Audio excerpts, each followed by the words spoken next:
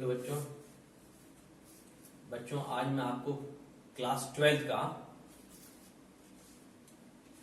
Chapter start करने जा रहा हूं, केमिकल काइनेटिक। ये चैप्टर बहुत ही इजी है, बहुत इंटरेस्टिंग है और कंपटीशन पर्पस से बहुत अच्छा स्कूलिंग चैप्टर है। ऐसा चैप्टर है जिसकी प्रॉब्लम्स आप थोड़ा सा पढ़ के सॉल्व कर सकते हैं। तो इस चैप्टर में सबसे पहले मैं आपको दूंगा इंट्रोडक्शन, उसके बाद मैं आपको पढ़ाऊंगा कि कैसे कैलकुलेट करेंगे calculation of rate of reaction. तो सबसे पहले definition, what is chemical kinetic. Chemical kinetic is the branch of chemistry which deal with the study of rate of chemical reaction, यानी कि study of speed of reaction and the factor which influence और affected rate of reaction. इसका मतलब chemical kinetic क्या है? Branch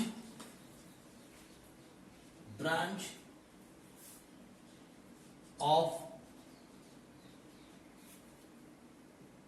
chemistry which deal with the rate of chemical reaction and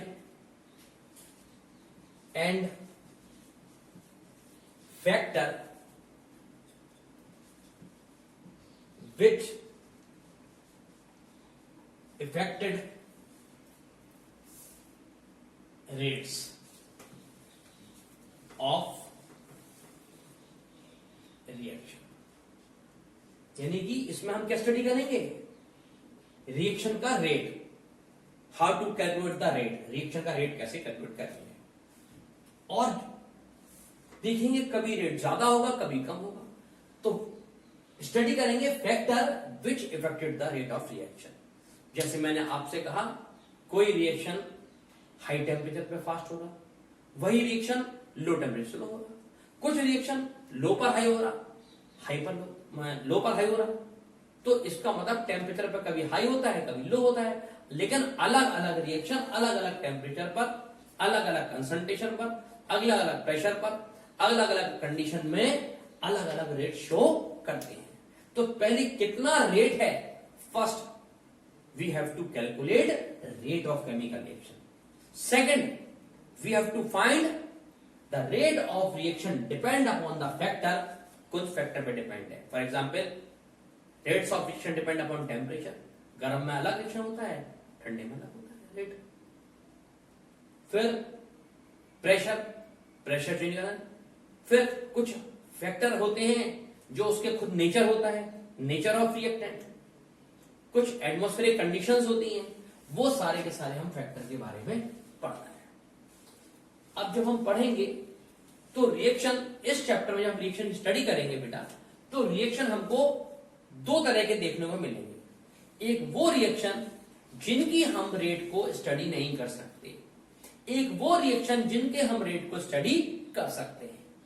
इसका मतलब हर reaction के रेट को हम स्टडी नहीं कर सकते। जैसे एक बड़ा सिंपल सा एग्जांपल है, एक्सप्लोजन हुआ, पटाखे में आग लगाई, पटाखा फट से 1 सेकंड में जल गया, तो we can not calculate the rate of the combustion. हम उस जलने का रेट को नहीं निकाल सकते। इसका मतलब यदि कोई रिएक्शन बहुत फास्ट है तो we can not calculate the rate, हम रेट को फाइंड नहीं कर सकते। हाँ, यदि रिएक्शन स्लो है, अब मैंने आपसे कहा ये आयरन रखा, 1 kg आयरन रख दिया मॉइस्चर में और ये 60 डेज में पूरा के पूरा इसमें रस्टिंग हो गई और ये डिके हो गया, तो हम निकाल सकते इतना ग्राम, इतना वजन, इतने समय में हमारा डिके हो गया। इसी तरह किसी केमिकल रिएक्शन का रेट भी हम निकालने के पहले हमको पढ़ना पड़ेगा कि इस चैप्टर के हिसाब से रिएक्शन दो तरह का होगा, यानी कि टाइप्स ऑफ रिएक्शन। तो ये हो गया 2 types of रिएक्शन। इस चैप्टर के आपसे अभी, क्योंकि on the basis of speed के हिसाब से रिएक्शन दो तरह का होगा। Number 1, very fast reaction, very fast, उसमें हम रेट फाइंड नहीं करेंगे। Second, slow reaction, slow reaction, इसमें हम रेट में भी कैलकुलेट, इसका रेट कैलकुलेट हो सकता है। ठीक है, अब हम स्लो रिएक्शन, मैंने आपसे कहा बर्निंग या कम्बिशन कर देंगे, ब्लास्ट करेंगे, तो हम इसका रेट फाइंड नहीं कर सकते। लेकिन स्लो, हमने आपसे कहा N2 + 3H2 gives 2NH3, इसमें कुछ टाइम लगेगा, यानी कि ये रिएक्शन फास्ट नहीं है, स्लो है। And we can calculate rate of reaction for the formation of ammonia. Ammonia बनने की कितनी स्पीड है, वी कैन कैलकुलेट, हम पता लगा सकते। इसका मतलब है इस चैप्टर में हमको क्या पढ़ना है, रेट ऑफ केमिकल रिएक्शन। अब तो what is rate of chemical, अब डेफिनेशन है कि किसी रिएक्शन की रेट क्या होती है, यानी कि change of concentration with respect to time is called rate या स्पीड। कोई 1 सेकंड में कितना रिएक्टेंट प्रोडक्ट में कन्वर्ट हो गया, वो स्पीड को हम कहेंगे रेट ऑफ केमिकल। लेकिन ये स्टडी क्या कहलाएगी, स्टडी कहलाएगी केमिकल काइनेटिक, यानी कि कोई रिएक्शन कितनी स्पीड से बन रहा है, कितनी स्पीड से रिएक्टेंट को प्रोडक्ट में कन्वर्ट कर रहा है, इसकी स्टडी कहलाएगी केमिकल काइनेटिक। और कितने टाइम में कितना रिएक्टेंट कन्वर्ट प्रोडक्ट में हो गया हो, उसको हम कहेंगे रेट ऑफ केमिकल रिएक्शन। तो अब हम पढ़ने जा रहे हैं केमिकल रिएक्शन का रेट। सबसे पहले केमिकल काइनेटिक चैप्टर क्या है, जिसमें हम रेट पढ़ेंगे। तो क्या है, branch of chemistry which deal with the rate of chemical reaction and the factor which effect the rate of the reaction, यानी कि जो भी फैक्टर रिएक्शन के रेट को या तो बढ़ा दें या घटा दें, उसकी स्टडी करेंगे, या फिर कितनी स्पीड से बढ़ रहा है उसका कैलकुलेशन करेंगे। स्पीड का कैलकुलेशन और स्पीड के फैक्टर का स्टडी करना कहलाता है केमिकल काइनेटिक। तो सबसे पहले हम करेंगे रेट ऑफ केमिकल रिएक्शन। तो हम आपको रेट ऑफ केमिकल रिएक्शन पढ़ने से पहले ये रेट जो पढ़ रहे हैं, जो केमिकल काइनेटिक पढ़ रहे हैं, उसमें रेट किस बात पर डिपेंड करता है, कौन से फैक्टर हैं। तो सबसे पहले हम आपको पढ़ाएंगे, first we will discuss the name of the factor. कौन से फैक्टर हैं, कौन सा क्या क्या नाम है उनका, यानी कि पहले पढ़ेंगे factor which affected rate of reaction। कौन से फैक्टर है, ठीक है। सबसे बड़ा इंपॉर्टेंट पॉइंट है फैक्टर। फर्स्ट फैक्टर है नेचर ऑफ रिएक्टेंट। फर्स्ट है nature of reactant. Nature of reactant, मैंने आपसे कहा एक है nitrogen oxide and second is carbon monoxide. Nitrogen oxide combined with oxygen and carbon monoxide combined with oxygen and we get nitrogen dioxide and carbon dioxide, both convert into dioxide. एक तरह से reaction similar है, इसमें NO का oxidation, इसमें CO का oxidation. आप सुनिए, इसको मैंने NO बैलेंस कर लिया, बैलेंस कर लिया, लेकिन देखा तो इसकी स्पीड क्या थी, फास्ट थी, इसकी स्पीड क्या थी, स्लो थी। सेम समान है, 2NO इधर 2CO इधर, 1O2 इधर 1O2, लेकिन this reaction complete very fastly, ये बहुत तेजी से कंप्लीट हो गया इन वेरी लेस टाइम। इसमें थोड़ा टाइम लगा। तो इसका मतलब है the rate of reaction in formation of CO2 and NO2 depend upon the nature of NO and CO। यानी कि NO का O2 से मिलने का नेचर अलग है और CO से O2 के मिलने का टाइम अलग है। इसमें टाइम ज्यादा लगता है, इसमें टाइम कम लगता है। It's depend upon the nature of oxide, nitrogen oxide and carbon monoxide. Nitrogen monoxide and carbon monoxide का नेचर पर डिपेंड कर रहा है rate of the reaction. So this is the factor. Factor is nature of the reactant और product बन गया, पहला factor हो गया। Second temperature. टेम्परेचर देखिए, वैसे हम 11th में पढ़ चुके हैं कि ईच 10 डिग्री टेम्परेचर राइज, हर 10 डिग्री जब टेम्परेचर बढ़ता है, each her bar rise, the rate becomes double. तो रेट उसका डबल हो जाता है। जैसे किसी रिएक्शन का T टेम्परेचर पर रेट R है तो T प्लस 10 पे रेट 2R होगा। इन जनरल, जनरली ये बात है। इसका मतलब है most of reaction increase the temperature after by increasing the temperature and by 10 degree temperature rate becomes double of the previous rate. पहले के रेट का डबल हो जाता है।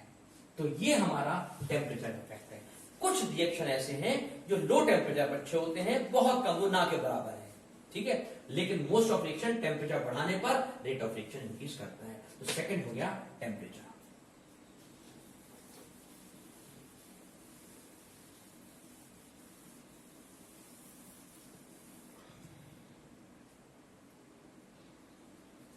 थर्ड फैक्टर है सरफेस एरिया। यदि हम किसी रिएक्शन को बड़े कंटेनर में करें और उसी को हम छोटे में करें, तो जो बड़ा रिएक्शन हो, जो बड़ा कंटेनर होगा, उसमें रेट फास्ट होगा। यानी कि सरफेस एरिया क्या है? सरफेस एरिया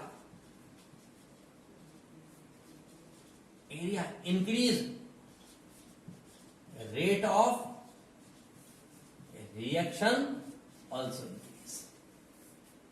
सरफेस एरिया यदि ज्यादा होगा तो रिएक्टेंट का कांटेक्ट ज्यादा होगा, और रिएक्टेंट का कांटेक्ट ज्यादा होगा तो रिएक्शन का रेट भी ज्यादा होगा। ये बड़ा इंपॉर्टेंट फैक्टर है।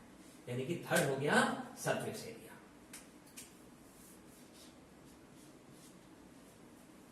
फोर्थ,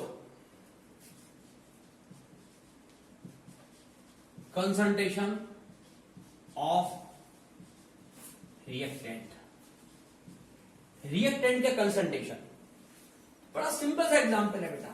यदि हम आपसे कहेंगे ये 1 ग्लास मिल्क है और ये भी 1 ग्लास मिल्क है, quantity is same, volume is same, दोनों का अमाउंट सेम है, बट ये मिल्क है काऊ का और ये है बफेलो का। किसका है? बफेलो का। तो आपको मालूम है बफेलो के मिल्क में फैट ज्यादा होगा, काऊ में फैट कम होगा। इसका रेट, इसका फैट ज्यादा होगा तो रेट भी ज्यादा होगा, इसमें फैट कम होगा तो रेट भी कम होगा। अमाउंट सेम है। इसका मतलब है एक व्यक्ति को बफेलो का मिल्क दिया जाए रोज और उतना ही एक व्यक्ति को काऊ का दिया जाए तो वेट किसका राइज करेगा? बफेलो वाले का, जबकि अमाउंट बराबर है। इसका मतलब ये जो रेट है अमाउंट पे डिपेंड नहीं है, ये रेट किस पर डिपेंड है? कंसंट्रेशन पर। इसका मतलब क्वालिटी पे भी डिपेंड करता है। कोई भी reaction, the rate of reaction depend upon the quality of the reactant. Reactant किस क्वालिटी की है? हम आपको 2 लीटर पानी दें, उसमें हम आपको 1 लीटर मिल्क दें लेकिन उसमें 1 लीटर पानी मिला दें तो वॉल्यूम तो 2 लीटर हो गया, लेकिन उसका जो रेट होगा वो तो 1 लीटर पर ही डिपेंड करेगा ना, क्योंकि कंसंट्रेशन वो ज्यादा है। इसका मतलब है वॉल्यूम पे डिपेंड नहीं करता है, कंसंट्रेशन पे डिपेंड करता है। तो ये हमारा फैक्टर 4 हो गया। और अगला फैक्टर 5, फैक्टर 5 फैक्टर है प्रेशर। ये भी 11th में पढ़ा हमने, ली शैटलियर प्रिंसिपल। फैक्टर चेंज या बढ़े या घटे। रेट ऑल्सो आइदर इंक्रीज और डिक्रीज, तो रेट भी चेंज होगा। इसका मतलब है हम वॉल्यूम ज्यादा कम करेंगे तो हमारा प्रेशर भी चेंज होगा, और प्रेशर चेंज होगा तो हमारा रेट भी चेंज होगा। तो pressure and volume of container, इस पर भी डिपेंड करता है हमारा रिएक्शन का रेट। ठीक है। 6, प्रेजेंस ऑफ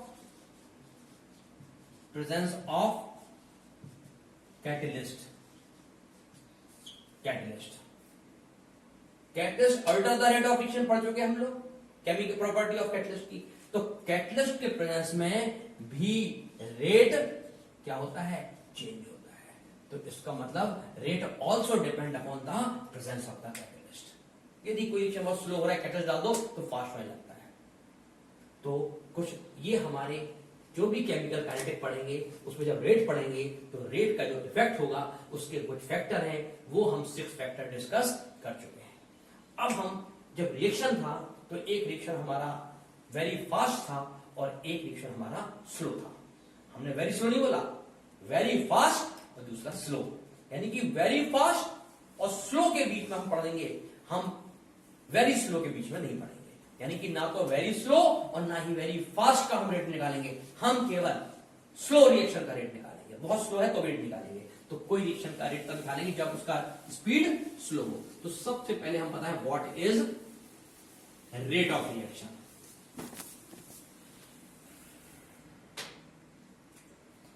अब हम पढ़ने जा रहे हैं rate of reaction. Rate of reaction क्या है, स्पीड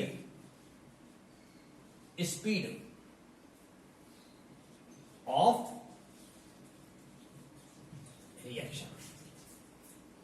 स्पीड ऑफ रिएक्शन कैसी, रिएक्शन कैसे, reactant to product. Speed of reaction reactant से प्रोडक्ट की स्पीड कैसे निकालेंगे, यानी कि change of concentration of reactant और product with respect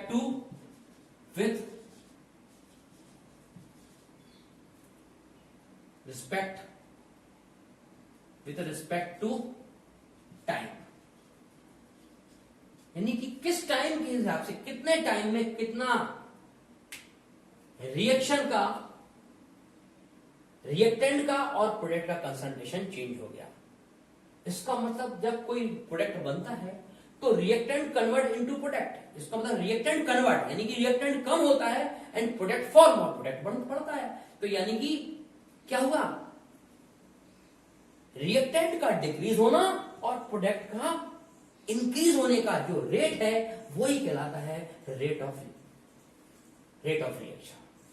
rate of reaction with respect to time, यानी कि आर इक्वल टू, यानी कि चेंज ऑफ कंसंट्रेशन, तो आर इक्वल टू क्या हो गया, change of concentration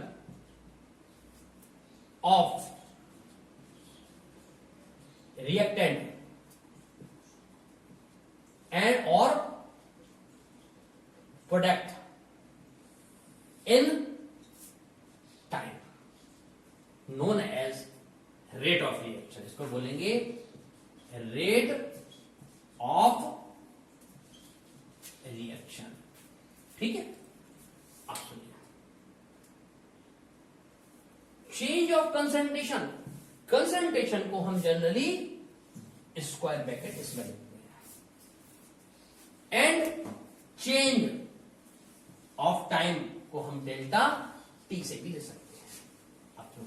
change of concentration, change को हम डेल्टा से, तो डेल्टा रिएक्टेंट और डेल्टा प्रोडक्ट, तो फॉर्मूला हो जाएगा change of concentration of reactant या फिर change of concentration of product upon change in time, यानी कि टाइम। ये हो गया रेट। अब यहां जो रेट है ये हम या तो हम पूरा के पूरा रिएक्शन वन स्टेप में मान लें, जबकि हम जानते हैं कि जब भी कोई वर्क होता है it will take place in very small steps. कोई भी काम एक स्टेप में नहीं होता है। हमने ये इंडियन में पढ़ा हुआ है, कई जगह पढ़ा हुआ है कि हर रिएक्शन छोटे छोटे छोटे छोटे छोटे छोटे पार्ट से मिलके कंप्लीट होता है। इसका मतलब कोई भी जो एक काम है वो वन काम नहीं है, वो पार्ट में है, उसमें सेवरल स्टेप्स हैं, उसमें इनफाइनाइट स्टेप्स हैं, उनको हम छोटे छोटे छोटे छोटे स्टेप्स में डिवाइड कर सकते हैं। इसका मतलब या तो पूरा एक स्टेप पढ़ लें या उसके छोटे छोटे पार्ट की स्टडी कर लें। जब किसी रिएक्शन का हम रेट छोटे छोटे स्मॉल पार्ट्स में इनफाइनाइट पार्ट्स के रेट के बारे में पढ़ते हैं तो वो कहलाता है इंस्टेंटेनियस रेट। मतलब हमने आपसे कहा 2 बजे से लेकर 3 बजे तक कोई प्रोसेस चल रहा है, तो 2 बजे की स्पीड कितनी थी, कितने बजे से, 2 बजे से, कितने बजे, 2 बजे तक। दूसरा स्टेप सुनिए, 2:01 से स्पीड कितनी थी, कितने बजे से, 2:01 से, कितने बजे तक, 2:01 तक। मतलब ठीक शार्प उसी सेम टाइम 2:01 पर स्पीड कितनी थी। तो 2:01 से 2:01 तो जीरो हो गया ना टाइम, नहीं, लेकिन वो हुआ टाइम बहुत क्लोज है but not zero, closer to zero but not zero. यानी कि delta t tends to zero जब हम लेते हैं, बहुत छोटा पार्ट लेते हैं, वर्क का एक छोटा सा हिस्सा लेते हैं, उसकी जब हम स्टडी करते हैं रेट की, तो वो कहलाता है इंस्टेंटेनियस। और जब हम पूरे वर्क की स्टडी करते हैं जो इनफाइनाइट स्टेप्स में हो रहा है, बहुत स्टेप्स में हो रहा है, उसको हम कहते हैं एवरेज रेट। जैसे हमने आपसे कहा कि हमने अपनी लाइफ के बारे में बात करी, हम जब 6 साल के थे और हमने 18 साल के बीच की जो बात करी वो एवरेज है हमारा।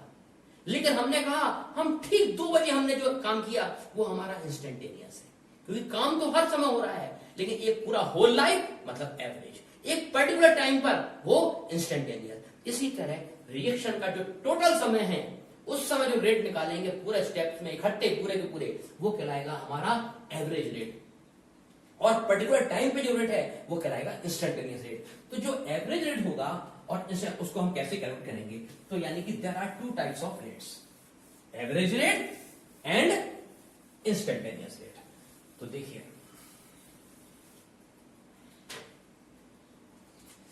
ये है average rate.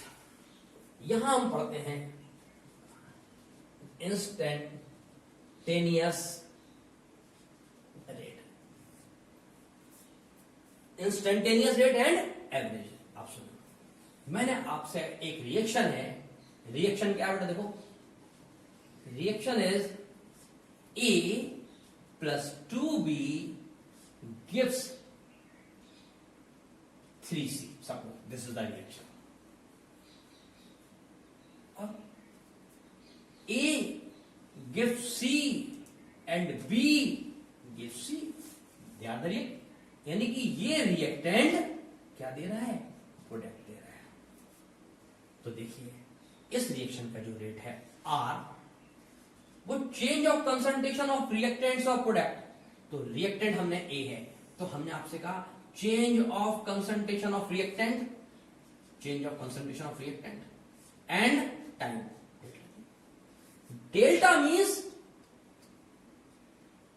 Value T12 T2 equal to delta T, but here delta T tends to 0. This is not 0, 0 नहीं है, ये tends to 0 है, तो ये डेल्टा टी होगा। लेकिन जो डेल्टा टी टेंस टू 0 है वो dt से लिखा जाएगा, वो टाइम बहुत छोटा होगा। dt मतलब near close to 0 but not 0, closer to 0, 0 की तरफ है बट 0 नहीं है। तो फिर इसी फॉर्मूले को हम R equal to d R, d means very small, upon dt। Delta means difference और difference means average, average and d delta and dr, dr means instantaneous, INT instantaneous. तो दो तरह के हमारे रेट हो गए, एक हो गया एवरेज रेट और एक हो गया एसएन। अब सुनिए, अब हम रिएक्टेंट से निकाल सकते हैं जिस तरह, देखिए एक बड़ा सिंपल सा एग्जांपल देखिए बेटा, ये पानी की टंकी है, इसको मैंने रिएक्टेंट नाम दिया। ये पानी की टंकी है, इसको मैंने प्रोडक्ट नाम दिया। इस टंकी को मैंने यहां से कनेक्ट कर दिया। अब क्या होगा बताइए आप, आपको मालूम क्या होगा, reactant convert into the product, ये यहां जाएगा, ये कम होता जाएगा, ये बढ़ता चला जाएगा। इसका मतलब यदि ये 10 लीटर यहां चला गया तो ये 10 लीटर कम हो जाएगा, ये 10 लीटर बढ़ जाएगा। यानी कि इसका वॉल्यूम डिक्रीज होना, इसका वॉल्यूम इंक्रीज होना। टाइम क्या है दोनों का, टाइम दोनों का सेम है, तो इसका डिक्रीज होने का जो टाइम है वो इसका इंक्रीज होने का टाइम है। तो जो रिएक्टेंट का डिसअपियरेंस का रेट है वही प्रोडक्ट के अपीयरेंस का रेट है। तो इसका मतलब rate of disappearance of reactant is equal to rate of appearance of product. यानी कि हम अपने घर में यदि पानी भर रहे हैं टंकी से और नहा रहे हैं, तो यदि हमारे पास टंकी 10 लीटर खाली हो गई यानी रिएक्टेंट कम हो गया, तो प्रोडक्ट जो नहाया है पानी वो कितना खर्च हो गया, जितना वहां डिसअपियर हुआ उतनी हमारी बकेट में अपीयर हुआ। यानी कि या तो टंकी के खाली होने की स्पीड निकाल लें या घर में अंदर बाथरूम में बाल्टी के भरने की स्पीड निकाल लें, दोनों नल की स्पीड है। Similarly the rate of disappearance of reactant will be equal to rate of appearance of product. इसका मतलब है किसी भी रिएक्शन का रेट हम दो तरह से निकाल सकते हैं, rate of disappearance of reactant से और rate of appearance of product से। तो ये है delta R upon delta T है rate of disappearance of reactant. अब equal to rate of disappearance of product और rate of disappearance of reactant and rate of disappearance of product in time. जितना जे R कम हुआ ये बढ़ गया, कम means minus, product increase means positive. यार negative sign show disappearance and positive sign show appearance. Negative sign का मतलब हमारा रेट नेगेटिव नहीं है, negative sign is not show the amplitude of the rate, rate का एम्पलीट्यूड नहीं है, it show the direction of the concentration. मतलब concentration हमने आपसे कहा 10 मोल पर लीटर पर सेकंड घट गया, डिक्रीज हो गया, तो दूसरी तरफ 10 मोल पर लीटर पर सेकंड बढ़ गया, तो घटना इतनी स्पीड से घटा उतनी स्पीड से बढ़ा। तो दोनों के अंदर जो रेट है वो इक्वल है, लेकिन माइनस प्लस शो करता है डिसअपियरेंस एंड अपीयरेंस। तो बेटा एवरेज रेट निकालना है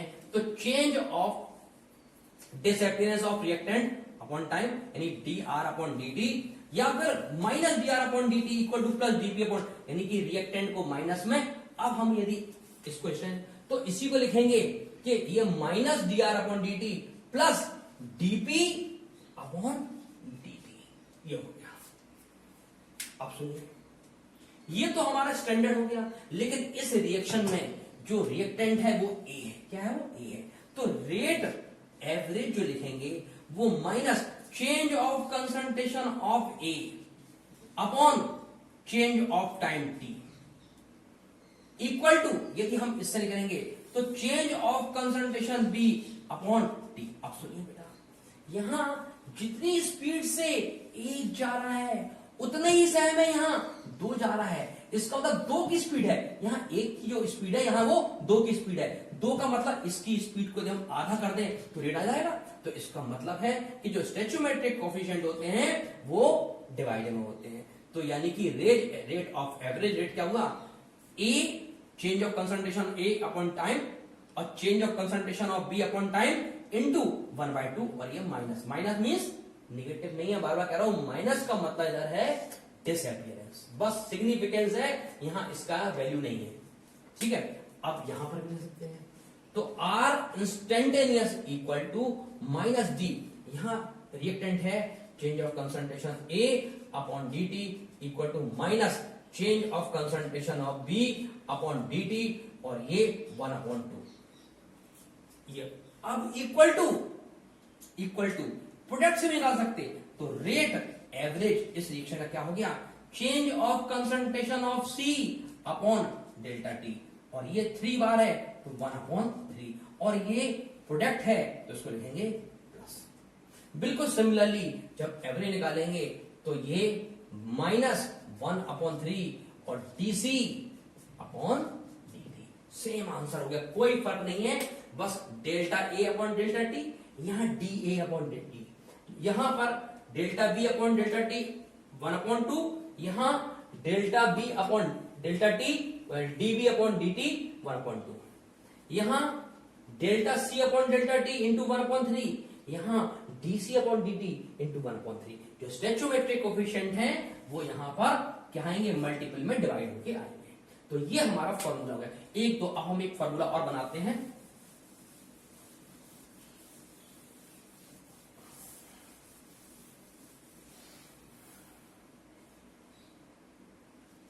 देखिए N2 plus 3H2 gives 2NH3. This is the reaction. Write the rate expression of this reaction. Average rate R average कैसे? ये क्या है?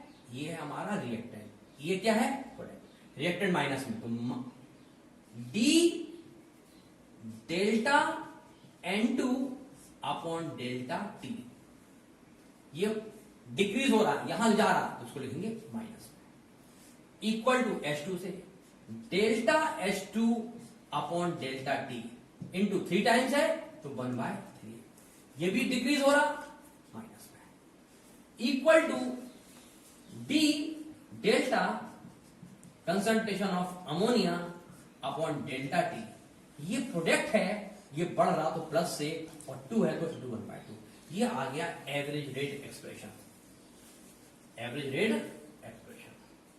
अब इसी को लिखना है इंस्टेंटेनियस, तो r instantaneous equal to minus d N two upon d t equal to minus 1/3 d H two upon d t equal to plus 1/2 d N H three upon d t हो गया। ये सब है rate of reaction. ये rate instantaneous average है और ये rate instantaneous है, कोई फर्क नहीं है। डेल्टा मतलब हुआ, डेल्टा मतलब difference between initial to final, और डी का मतलब डिफरेंस बिटवीन, ठीक है, very less time, difference between in very less time, बहुत कम समय में डिफरेंस है, जिसको बोलते हैं delta t tends to 0 but not 0। ये इतना सा फर्क है। अब देखिए,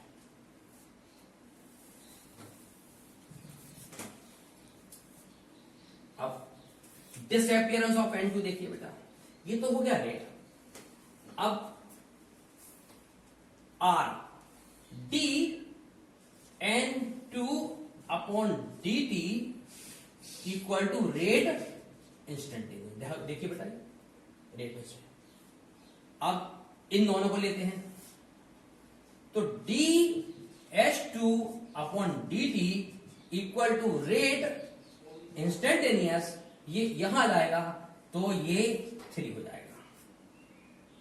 अब फिर देखिए, इसको लेते हैं, d N S three upon d t equal to rate instantaneous, और इंटू यहां 2 हो जाएगा, और ये कहलाएगा rate of disappearance of N2।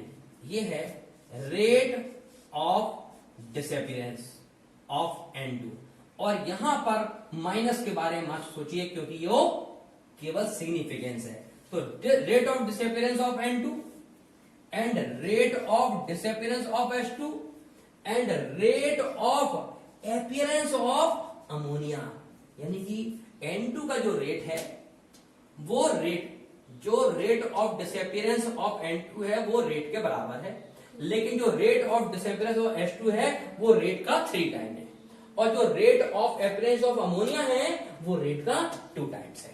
तो rate of reaction and rate of disappearance दोनों में फर्क है। यदि रेट मालूम है तो N2 का वही आएगा, H2 का जो डिसअपियरेंस है वो 3 टाइम्स ऑफ रेट हो जाएगा। यदि इसकी जगह हम एवरेज लिख दें तो D की जगह डेल्टा लिखेंगे। आप सुनिए, अब एक चीज समझ आई आपको बेटा, मैंने आपसे कहा रिएक्टेंट से प्रोडक्ट बनते हैं, तो रिएक्टेंट क्या होता है, रिएक्टेंट डिक्रीज होता है टी टाइम पर, और प्रोडक्ट इंक्रीज होता है टी टाइम पर। जिस समय ये घटता है उसी समय ये घटता है, तो ये हमारा घटता है, ये हमारा बढ़ता है विथ रिस्पेक्ट टू टाइम। अब इसको ग्राफ में देखिए, graphical representation of rate of reaction, ये बड़ा इंपॉर्टेंट है बेटा। ग्राफिकल रिप्रेजेंटेशन बहुत इंपॉर्टेंट है बेटा। ये आप देखो, मैंने आपसे कहा ये रेट है, ये टाइम है, ये रिएक्शन का टाइम है, और यहां पर ये रिएक्शन का टाइम है, सेकंड में, किसी में मान लो सेकंड में मान लेते हैं, और ये कंसंट्रेशन ऑफ रिएक्टेंट है, ये कंसंट्रेशन ऑफ रिएक्टेंट है, और ये कंसंट्रेशन ऑफ प्रोडक्ट है। आप बताओ, यदि मैंने आपसे कहा ये रिएक्टेंट कितना है, उस समय ये रिएक्शन स्टार्ट नहीं हुआ तो ये जीरो होगा, तो इसका मतलब ये जब रिएक्टेंट इतना सारा है, पूरा है, उस समय प्रोडक्ट यहां पर जीरो होगा। जिस समय टी समय बाद रिएक्टेंट हमारा निकल के कम हो गया, तो रिएक्टेंट हमारा हर बार ये क्या है, नीचे की तरफ रिएक्टेंट हमारा ऐसे कम होता चला जा रहा बेटा, ये कम होता चला रहा, तो रिएक्टेंट कम हो रहा है, लेकिन इसका ठीक उल्टा प्रोडक्ट बढ़ता चला जा रहा। एक समय आएगा, हमने आपको बताया था रेट यानी concentration of reactant is equal to concentration of product, this the equilibrium state, यानी कि एक समय ऐसा आएगा कि रिएक्टेंट का कंसंट्रेशन जो है घटता जाएगा, क्या होता जाएगा, घटता जाएगा, और प्रोडक्ट का कंसंट्रेशन बढ़ता जाएगा, और एक कांस्टेंट समय आ जाएगा, ना तो प्रोडक्ट बढ़ेगा और ना रिएक्टेंट घटेगा। This is the equilibrium state, this is the equilibrium state. इसका मतलब है रिएक्टेंट क्या हो रहा, रिएक्टेंट ये था यहां पर कंसंट्रेशन, ये इनिशियल था, यहां पर ये इनिशियल है, यहां पर ये फाइनल है, और यहां पर ये फाइनल है। तो रिएक्टेंट इनिशियल से रिएक्टेंट क्या हो रहा, रिएक्टेंट डिक्रीज हो रहा, प्रोडक्ट ऊपर जा रहा, प्रोडक्ट क्या हो रहा, इंक्रीज हो रहा। तो किसी रिएक्शन में आर और टी में क्या रिलेशन है कि जब रिएक्टेंट समय के साथ रिएक्टेंट कम होता जाता है तो प्रोडक्ट बढ़ता जाता है। तो लेकिन याद रखना, आर अपॉन टी जितनी स्पीड से, जैसे 10 मोल पर लीटर पर सेकंड कम हो गए तो 10 मोल पर लीटर पर सेकंड बढ़ गए, तो जितना यहां कम होता है, यानी कि लेकिन दोनों इक्वल होंगे और इक्विलिब्रियम पर ये कांस्टेंट हो जाएगा। तो ये हमारा ग्राफिकल रिप्रेजेंटेशन हो गया बेटा, ठीक है।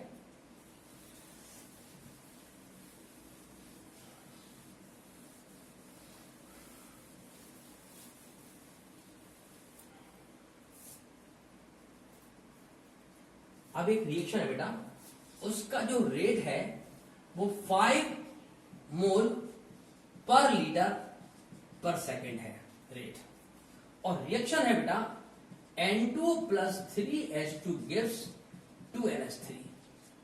तो आपसे पूछा गया rate of this appearance of N2 and H2 and rate of appearance of ammonia find करिए।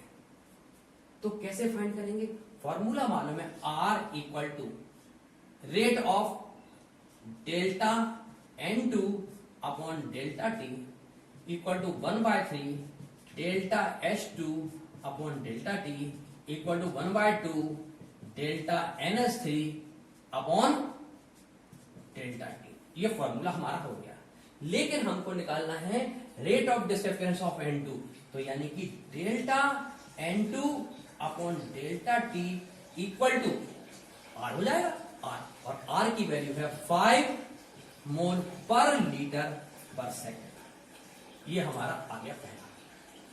फिर हमने कहा H2 का निकालो, तो H2 का क्या है, टी H2 अपॉन डेल्टा से कर रहे हैं average, delta H2 upon delta t into 1/3 equal to R. लेकिन हमको तो निकालना है delta H2 upon delta t equal to 3 into are.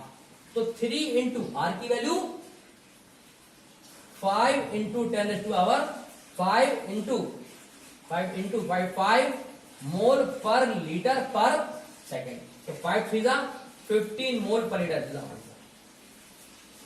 Ammonia का निकालना है अपीयरेंस, तो अपीयरेंस अमोनिया, तो NH3 upon delta t equal to R into 2, और इन दोनों में माइनस आएगा, इसमें प्लस आएगा, तो NH3 अपॉन डेल्टा टी 2 और R की वैल्यू है 5 2 10 मोल पर लीटर पर सेकेंड। इस तरह हमको यदि रेट मालूम है तो हम rate average rate of disappearance of reactant of product निकाल सकते हैं। और इस तरह से आज हमारा एक पूरा पार्ट कंप्लीट हो गया।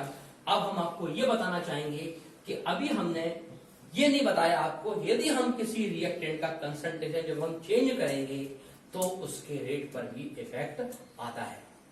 और जो रेट पर इफेक्ट आता है वो रेट उसकी क्वालिटी हो, जो कंसंट्रेशन है वो उसकी क्वालिटी कहलाता है। जो मैंने एग्जांपल दिया था कि 1 ग्लास मिल्क काऊ का है और 1 ग्लास बफेलो का है, तो बफेलो का रेट ज्यादा होगा। तो अब हम वो स्टडी करेंगे कि काऊ का वही अमाउंट है, बफेलो का वही अमाउंट है, तो दोनों के रेट में कितना फर्क है, कितने मोल का फर्क आ रहा है। क्वांटिटी बराबर होने के बाद भी इसकी स्पीड उसके मानो पड़ा बफेलो की speed just double to rate of cow के रेट से बफेलो की स्पीड डबल आ रही है। इसका मतलब यानी कि बफेलो का जो मिल्क है उसकी एक्टिविटी, उसकी केमिकल रिएक्शन की एक्टिविटी काऊ के जो मिल्क है उसके कंपैरिजन में जस्ट डबल है।